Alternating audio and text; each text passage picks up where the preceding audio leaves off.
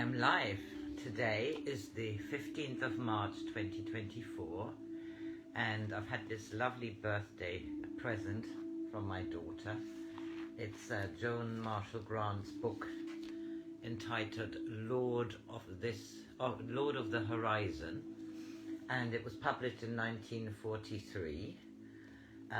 It is a follow-on of a previous novel of hers, which I have also read. We are back in Egypt here, and I'm starting this with the author's note, which is Joan. Author's note. Ra-Ab Hotep, whose autobiography, Eyes of Horus, described the first part of his life, is 21 when this book opens. His father, Hotep, has just abdicated in his favor, as he is now the nomarch of the Oryx. The Oryx was one of the 18 nomes into which Egypt was divided, and it was there that the Watchers of the Horizon, under the leadership of Roydon, prepared for the dawn, the day when they would be ready to overthrow a tyranny which shadowed the two lands. The dawn is come. Amenemhet, vizier under the old rule, has been declared pharaoh after the decisive victory of the Battle of the 600. Prince Menhet, last of the dark 11th dynasty, was killed in this battle against the men of the south, who were led by Ra-Ab Hotep. The wife of Ra-Ab Hotep is Mary Ososis, daughter of Ramios, keeper of the royal treasure. His sister, Kias, has recently married Hanuk, son of Roydon and nomarch of the Jackal. The tombs of the Ra-Ab Hotep's family can still be seen at Beni Hassan. The nome of the Oryx was bounded on the north of the nome of the Jackal and on the south by the Hare. The royal city is known historically as Iztorwe, and the site, not yet discovered, is probably about 20 miles north of Cairo. Part 1, Chapter 1. Mist was swirling like pale smoke across the smooth water of the Nile as my rowers bent to their oars to take Mary and me on our homeward journey to the Oryx. We stood together in the stern, watching the walls of the royal city slowly recede in the distance. "It's Amenemhet's city now," said Mary, "but this is our dawn, the dawn of the days when we need fear no parting. Did you ever realize how difficult it was for me to think as one of the Eyes of Horus, instead of as a woman who shared in plans which would send her husband into danger?" I smiled down at her. That fear has joined those centuries of fear which we have helped to send into exile. Another nomarch's barge was following in our wake, Kias and Hanuk, returning to their nome of the Jackal. I wonder if Kias remembers our wedding journey, when we passed the funeral barge of Menhet's beautiful unknown. "Stop thinking of Menhet," said Mary. "He died in battle, as he would have chosen. He died for Egypt, for he was the last of his dark dynasty. So many died with him." Her hand tightened in mine. "Do you think I have forgotten that? If your wound had been even more serious, I might be returning to the Oryx alone. We must go to the Hare to tell Sebu how her husband died. She will know that his death was magnificent, but she will need your reassurance that he died in the heat of battle and without pain. Will Sebu rule the nome until her son grows up? Sebu's brother, Tet Hin-An, has been appointed to rule for Nehri until he is considered ready for authority.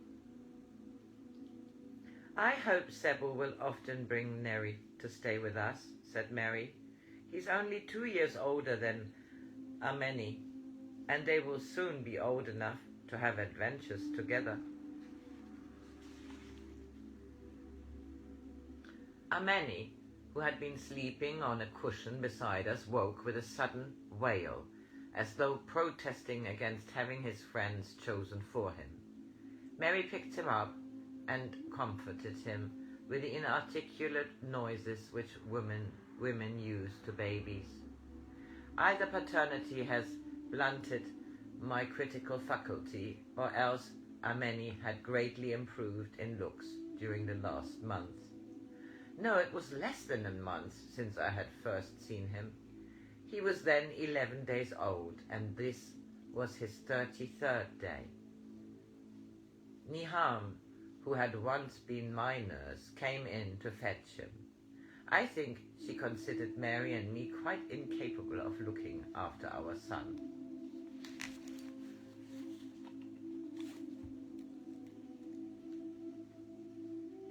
It's getting a little dark here.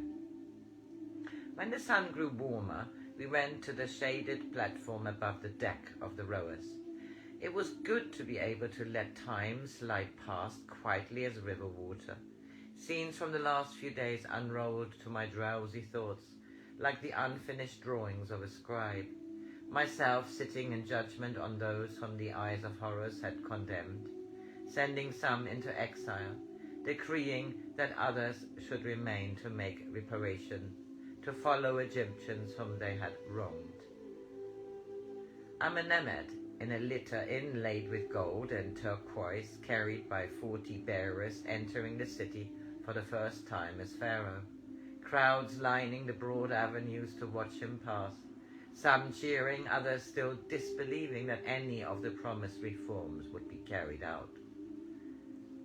Then came other pictures, more sharply defined. The young noble whose estates I had confiscated to the royal treasure, reducing him to the rank of field worker on land which his family had owned for 5 generations. His voice cold as the hand of a dead man. Had I known, Ra-Ab Hotep, that you came to the royal city as a spy, I should not have shared wine with you. Then, making a mock obeisance, but I forget, I'm not speaking to Ra-Ab, the leader of rebels. I address the nomarch of the Oryx, the close friend of the usurper, whom the more credulous of my fellow countrymen call Pharaoh. So many faces I saw, the face of Amenemhet, strong and quiet as granite. Another face glimpsed for a moment between the drawn curtains of a litter, Menhet's widow, Chiosotores, the Babylonian, going to his tomb with offerings.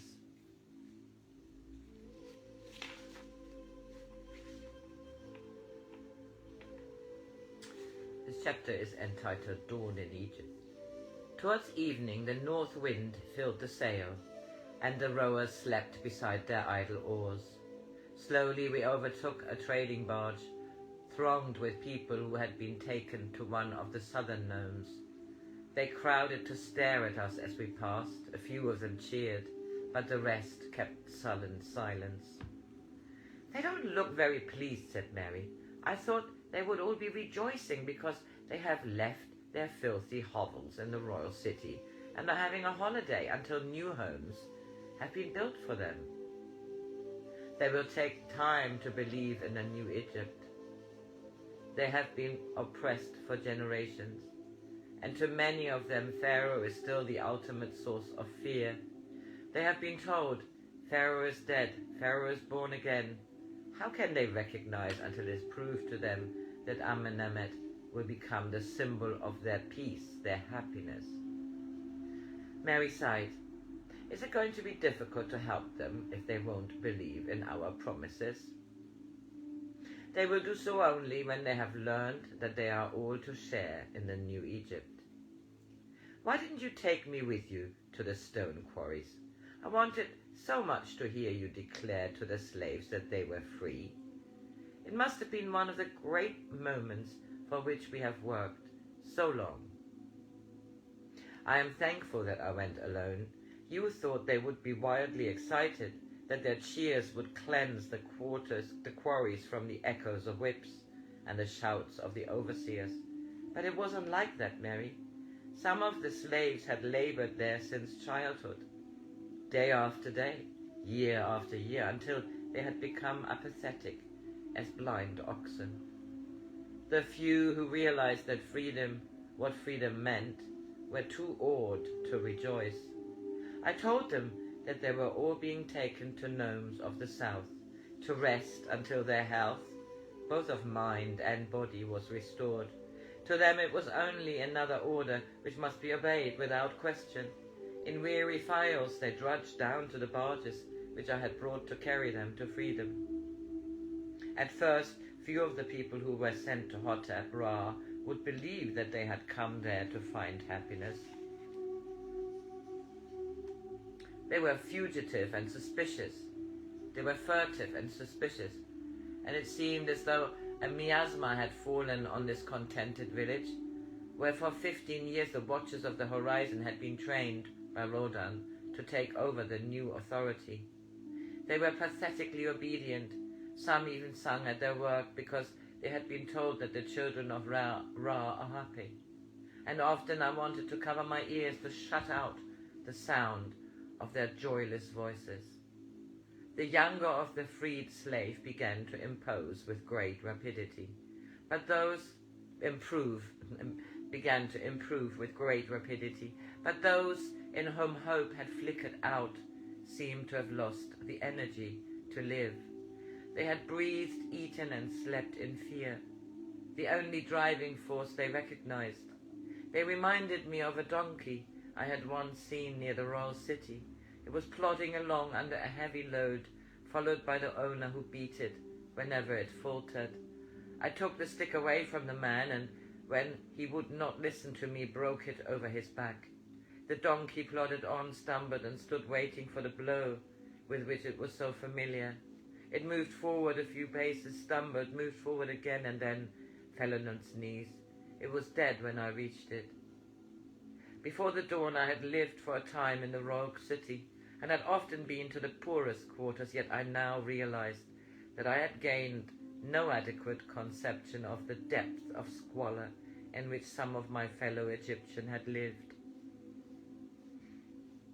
They had always been hungry. Even on a day when the food bowl was full, it was held by the ghost of famine. Lice and scabs, children whose joints were swollen and tender, children who cried because they were too hungry to sleep, children who begged for alms and were not surprised when instead they received a blow. All these were a commonplace to them. Yet it was also a commonplace that when a child was very ill, neighbors would give up what little they had so that the puny body might have a chance to bid death wait a little longer. They had even been denied the right to wash in the river, having to go far beyond the city walls to a disused canal. The old pharaoh had decreed that the goddess of the Nile would be offended if her waters were polluted by the common people. Nearly every night a little procession could have been seen going through the narrow alleys, a man or a woman carrying a child to the burial place, or two men carrying between them a corpse covered with a white cloth, which had been used for this purpose many times already. They were generous even to the dead. Few there were who did not put some grain into the food bowl, which was all that could be spared as funerary furniture. Many of them had once held land of their own. They had not been able to pay tribute during a bad year, and now a stranger's hand held straight the plough behind their oxen. They had drifted to the city seeking refuge in the rubble of hovels which adjoined the quays. Sometimes they found work unloading the trading barges, or earned a handful of food by carrying a merchant's pack. The children ran errands in the markets, and, if they were fortunate, they were rewarded with spoiled vegetables or fruit. I remember giving lettuces to a child who had just come to us. He thanked me, then he examined them carefully, leaf by leaf. His lip quivered. "You have made a mistake," he said sadly. "They are quite fresh." I told him I knew that, but he tried to give them back, saying, "Please take them, otherwise people will think I have stolen." None of them wished to live on charity, but were eager to be given work. Each was allowed to choose to which caste he wished to belong, and few decided to return to the royal city. I had 20 men taught how to make round brick so that they could build houses for the others.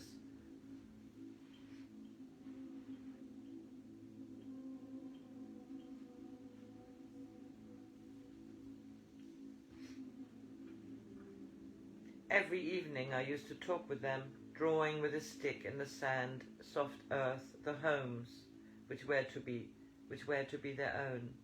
It was like telling a story to children and seeing them gradually coming to believe in it. The gods had given me the powers of a magician, for I was able to make their dreams come true on earth. So I finish this here. The next chapter is entitled Winged Pharaoh. This is the end of chapter 1.